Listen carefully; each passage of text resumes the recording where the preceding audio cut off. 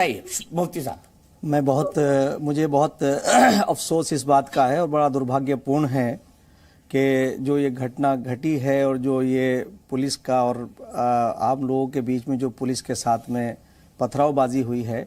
हम पहले ये अपील करना चाहते हैं कि हल्द्वानी के समझदार लोग इस नियंत्रित करें और शांति बनाए रखें। और मैं एक बात ये कहना चाहता हूँ कि मुसलमानों को ख़ास तौर से कि आप अपने बच्चों को एजुकेशन से जोड़िए। इन नेताओं के जो तथाकथित लीडर्स हैं ये कहीं नज़र नहीं आते हैं और उसके बाद नतीजा ये होता है, पहले वो आपको इमोशनल करते हैं और इमोशनल करने के बाद फिर जब वो बच्चे गलत कार्यों में जेल में जाएंगे तो फिर उनके माँ बाप जो हैं वो गरीब होते हैं, वो बेचारे चक्कर लगाते हैं। इसके दो फायदे होते हैं इन लोगों को कि एक तो ये कि सरकार से उन लोगों को के दिल के अंदर एक नफरत पैदा होगी और दूसरे इनका एक फ़ायदा होगा कि इनकी दुकानें चलेंगी। मैं एक बात ये पूछना चाहता हूँ कि क्या नियमित तौर से मुसलमानों को इसका अनुसरण नहीं करना चाहिए कि कायदे और कानून के साथ चलें, संविधान के साथ चलें, संविधान को मानें। संविधान कहता है कि आपकी किसी चीज़ के ऊपर कोई पाबंदी नहीं है। एक कोड ऑफ कंडक्ट है कि आप उस पर जो है अपने मदरसों को रजिस्टर्ड कराइए। अवैध वो कहलाते हैं जो अब क्या आप कर रहे हैं क्या नहीं कर रहे हैं। हमारे 415 मदरसे उत्तराखंड राज्य के अंदर रजिस्टर्ड हैं और मैं आपको ये कह सकता हूँ बहुत उसके साथ मुझे अफसोस इस बात का है कि कहाँ कहाँ हम बहस को ले जाते हैं। हम मदरसों के अंदर तेजी के साथ उन बच्चों को एनसीईआरटी का कोर्स पढ़ा रहे हैं। वो बच्चे अगर कुरान को ज़बानी याद कर सकते हैं तो वो आईएएस और आईपीएस भी बन सकते हैं, वो इंजीनियर भी बन सकते हैं, वो राष्ट्र की ऐसी सेवा कर सकते हैं जैसे अन्य लोग कर रहे हैं।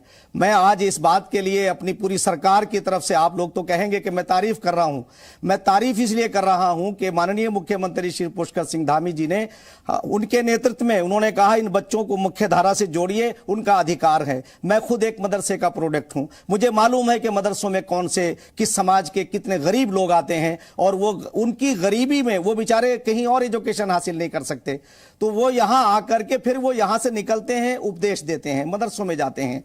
हमने ये तय किया है कि जो इस्लाम का तरीका है, जो मोहम्मद साहब का रास्ता है, और मोहम्मद साहब का रास्ता यह है कि अपनी लाइफ में उन्होंने किसी की दिल आजारी नहीं की है। मैं आज ये बात कहने में अपने आप को हक बजानी हूं कि माननीय मुख्यमंत्री श्री पुष्कर सिंह धामी जी ने हमें बुला करके और हमें उनके नेतृत्व में कहा कि इन मुख्य धारा से, तो मैंने भी उनसे कहा कि अगर ये मदरसों के लोग 4% जरूर पढ़ते हैं मगर इनका लोग इस्तेमाल करते हैं, अगर ये मुख्य धारा से जुड़ जाएंगे तो देश का विकास भी होगा और इनका भी विकास होगा। दीपक जी 5 सेकंड और बात करना चाहता हूं कि एनसीईआरटी का कोर्स जो अपने आप में बहुत सर्वश्रेष्ठ है, उसमें किसी भी तरह का, और हम स्किल भी ला रहे हैं, उन्हें स्पोर्ट्स से भी जोड़ रहे हैं ताकि ये मदरसों के पढ़ने वाले बच्चे अभाव में रह रहे हैं। ये भारतीय जनता पार्टी की सरकार में संभव है। 60 साल। आज एक बात, बस लास्ट बात, पार्टी के बाद 1 सेकंड, एक लास्ट बात कह दूं मैं। देखिए 60 साल और 10 साल मुसलमान कंपेयर करें इस बात को, और मैं मुसलमानों से सीधे आह्वान कर रहा हूं